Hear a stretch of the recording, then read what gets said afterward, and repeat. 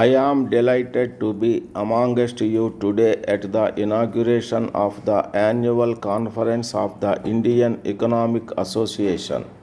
I have had a long association with it, and when an opportunity is presented to renew that association in the form of an invitation, I have readily accepted.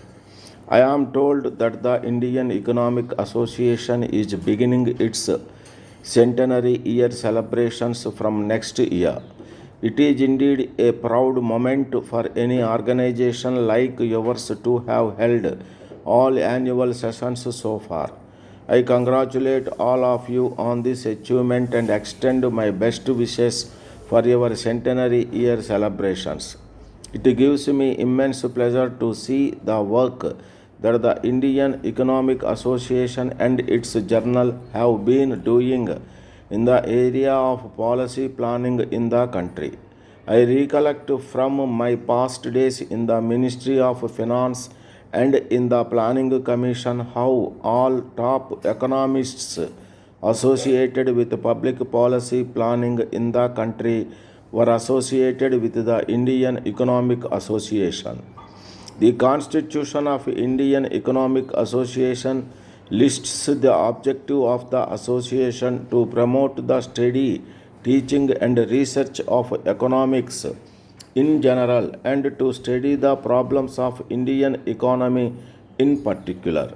I am happy to hear that your association is fulfilling that objective in a fruitful manner.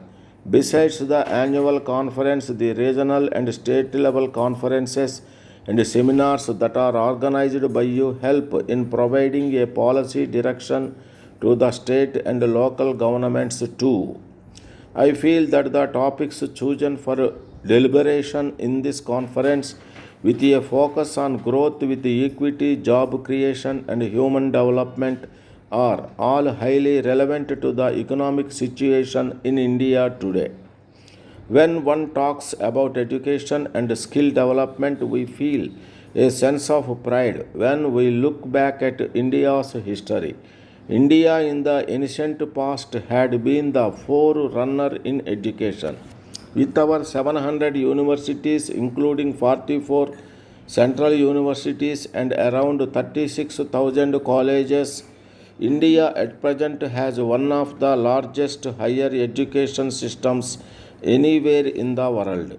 It is equally, however, a matter of concern that till very recently we did not have a single university figuring in the global top 200. It is only now, after concerted efforts and policy interventions, that two of our institutions, Indian Institute of Science, Bangalore, and Indian Institute of Technology, Delhi, have broken into the top 200.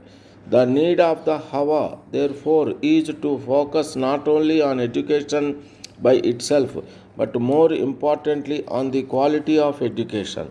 I am therefore glad that this association has taken up this topic for detailed deliberation.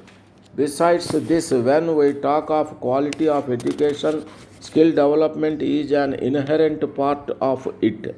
Skill development is directly related to the employment prospects of our youth, and therefore the focus has to be on providing quality education with skill development.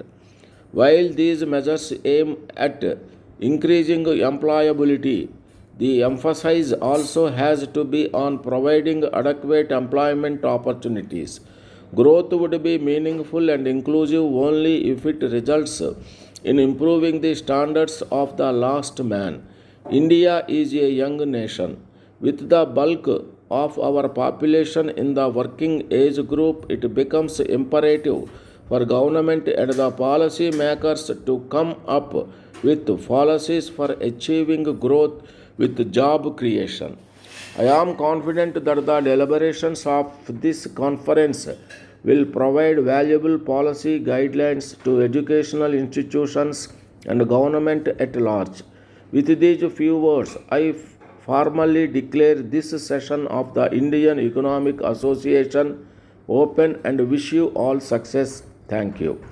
Dear sir, we have received your letter and we would like to confirm your participation in our upcoming conference. We expect 2 to 300 participants to attend this conference. We will forward complete agenda to you in late December, but in the meantime, we wish to give a few preliminary details. You are scheduled to deliver your presentation on asset management on 1st February. You will be responsible for preparing thoroughly for the session and presenting a well thought out presentation.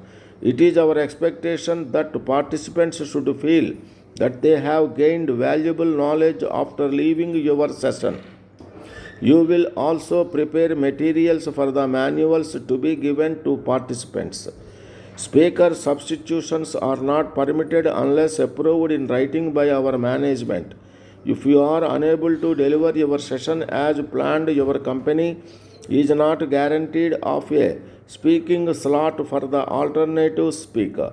For your presentation, we will provide an remuneration of rupees 5,000 plus refund of travel and other expenses associated with your presentation.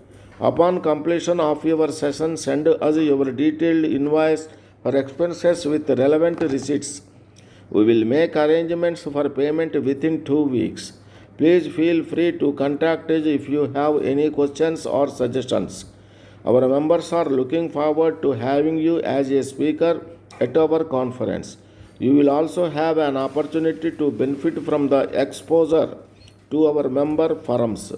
Yours faithfully.